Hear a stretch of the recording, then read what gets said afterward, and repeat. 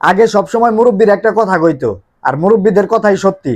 আগে কিন্তু সবসময় বলতো মুরব্বীরা যে জাতের মেয়ে কালো হইলেও ভালো। আসলেই ভাই, জাতের মেয়ে কালো হইলেও ভালো। তো গানটা শুনবেন, গানটা যদি ভালো লাগে পেজটারে সবাই ফলো করে দিবেন, ওরা দুরা ফলো দিবেন। গানটা শুনেন। জাতের মেয়ে কালা হইলে ভালা ও